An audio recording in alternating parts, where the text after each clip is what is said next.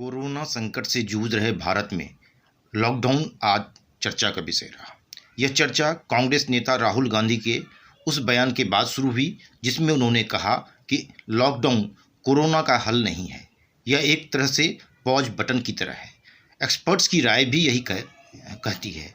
Lockdown कुछ समय के लिए कोरोना को रोक सकता है मगर खत्म नहीं कर सकता। लॉकडाउन सिर्फ तैयारी करने का वक्त देता है। लॉकडाउन से कोरोना वायरस को नहीं हरा पाएंगे। To understand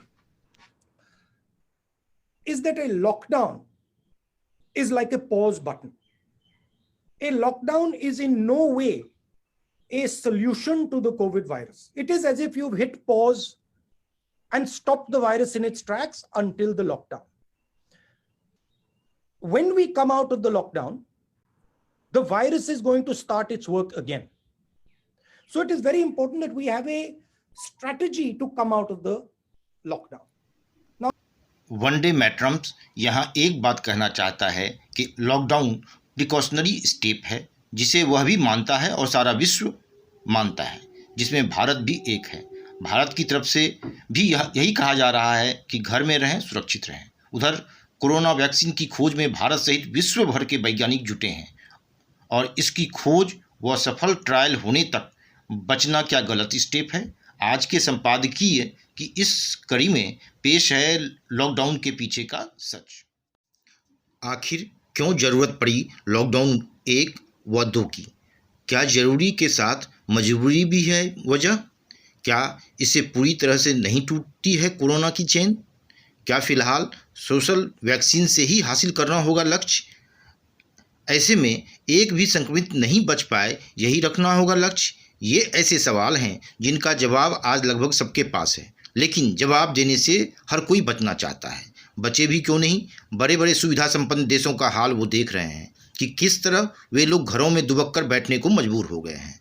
वे लोग भी सोशल वैक्सीन यानी सोशल डिस्टेंसिंग का ही सहारा ले रहे हैं, क्योंकि उन्हें भी पता है कि कोरोना की प्रॉपर वैक्सीन की खोज में अभी तक कामयाबी हाथ नहीं लगी है। देश विदेश के वैज्ञानिक इस मिशन पर लगे हुए हैं। प्रधानमंत्री नरेंद्र मोदी ने भी अपने वैज्ञानिकों, खासकर युवा वैज्ञानिकों का आह्वान करते हुए कहा है कि सीमित संसाधनों में प्रॉपर कोरोना वैक्सीन की खोज कर वे लोग दुनिया को मिसाल पेश करें। साथियों, आज भारत के पास भले सीमित संसाधन हो,